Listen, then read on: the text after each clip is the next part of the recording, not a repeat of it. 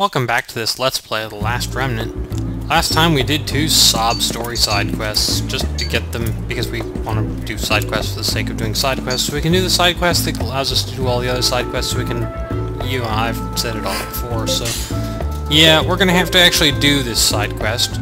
I have, attempted it probably 50 times now, maybe not that many, maybe only 30, but, it's so much fun to fail. Yeah, we're actually going to hand in the Cosmos Maiden. Kind of a pain, but oh well. Once I complete this quest, I'll lose my main way of sort of making money. I have about 700,000 gold. I'll get another 1,000,000 for completing all of the side quests.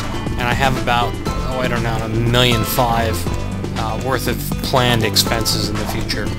So, if I have money, if I need money after this, I'm going to have to find another way to do it. I can either, get it by digging, or now that I've really sort of lost control or lost desire to control my battle rank too closely, I can just go around capturing monsters in the ancient ruins, and that's, that's good money and good grinding on the way.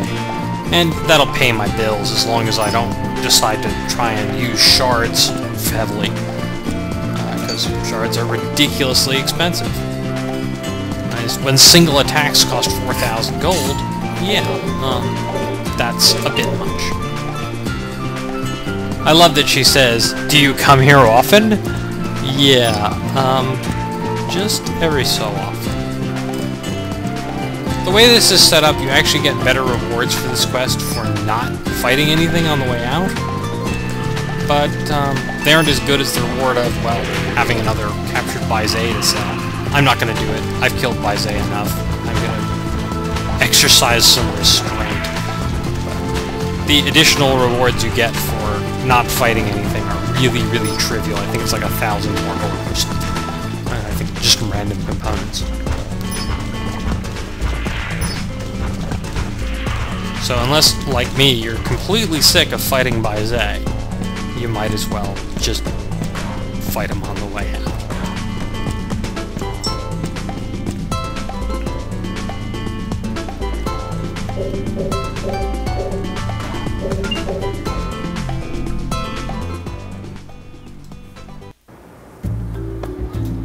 And that quest certainly wasn't hard, but it certainly took me a long time to finish it. Yeah, okay, well. I wonder if you actually get a better reward if you actually complete it right the first time.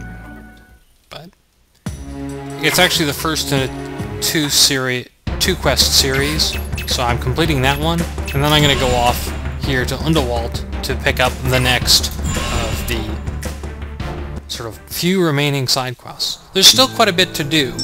We are basically done with the main plot, and we are almost done with the side quests, but there's a lot of sort of quote-unquote optional content, which will be at least an episode each. So Glenys here wants us to go around buying some stuff off the black market.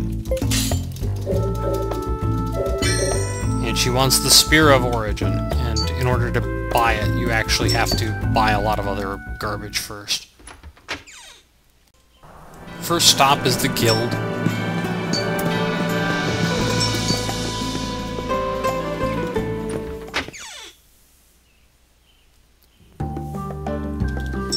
And there's a guy here, and he sells you snakebite formation for, or the Tome of the Dragon God, which is actually the snakebite formation. I forget what it does. All I remember is it's not something I remember using, so. There's more or less only one formation in the game that's really important, which is Mystic Seal. There's another formation, which I'll probably try and get sooner rather than later, which is also useful, but you get it so late in the game it's almost irrelevant. And it's Trident, I think it's Trident formation. And, okay, so he offers you this next thing, which is the Shard formula, and that's the last basic skill for Rush. I'll never use it, of course, but if you really wanted Rush to learn Shards, you could do so. Shards is one of those skills where I don't know why they bothered. The only one I've run into character I've run into that really has a meaningful use for shards is Khrynia, because she knows them all already, and she knows Moonlight. The other shards, they do okay damage. I mean, they're not bad, but for the price, no. And Cyclone Cream or Frost Tincture or Flame Bottle do similar amounts of damage and are the end of a, you know, learning a lot of other useful skills along the way. And he sells you some random sword, which I guess if you got it really early in the game wouldn't be bad, but for a price of 120,000 gold, it's just not worth it.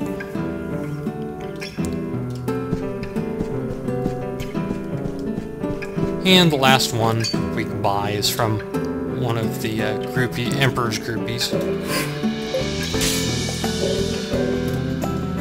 And it's the Spear of Origin, which is the item that Glenys requested.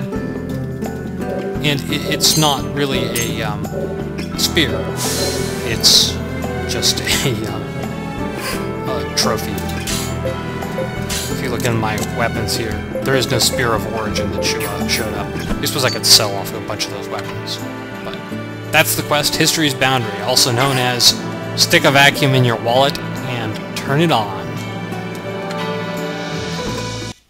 The last side quest is the second part of the Cosmos Maiden, Kosmosfest, and I'm actually going to do a lot of this quest off-screen because it just involves a lot of fighting just normal monsters. Okay, and apparently there are some monsters that want to disrupt the festival, and there are lots of them. Only in a video game.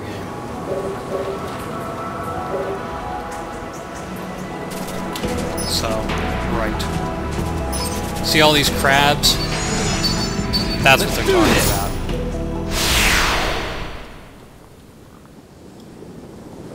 And these are the same crabs as you would normally fight here. When there's nothing special about them, I'll fight the first set on screen, but beyond that, this quest is just all about wandering around killing crabs until it says you're done.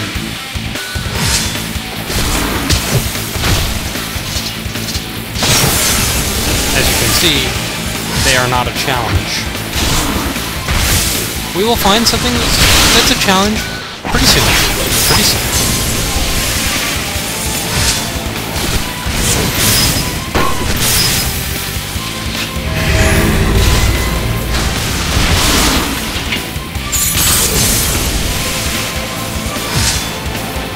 I believe you have to kill 80 of them. That's 10. So, yeah, there's a guild tab that requires you to kill armor shells, and I think I completed it earlier already, because, well, we have to kill a lot of armor shells for this.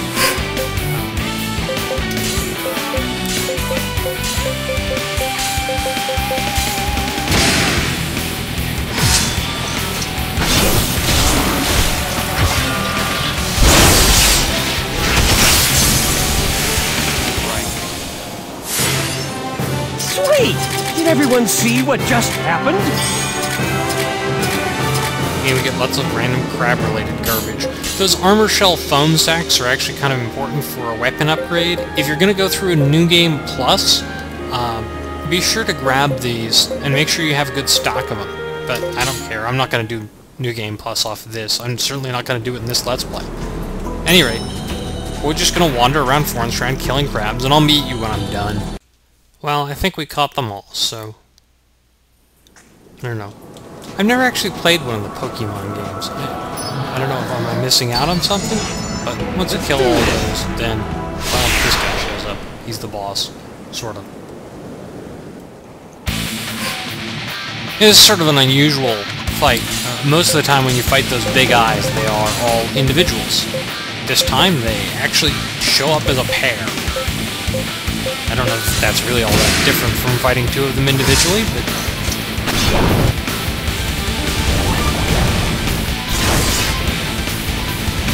And deaths, I think, are actually the strongest of the base enemy types. They're nowhere near as strong as observers, though. Mostly from the standpoint that they don't use overdrive.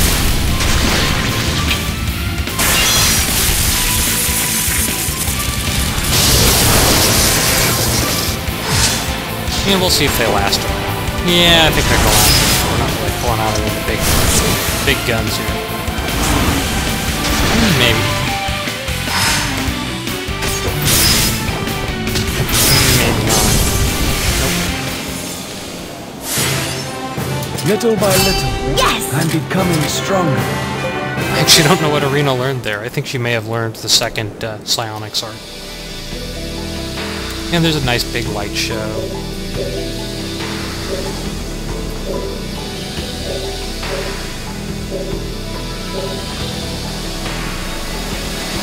And apparently there's a remnant down there which generates monsters but was also kind of pretty to look at. Great. Can we bind it with the Tablet of Marshall? I mean, at least get something out of this?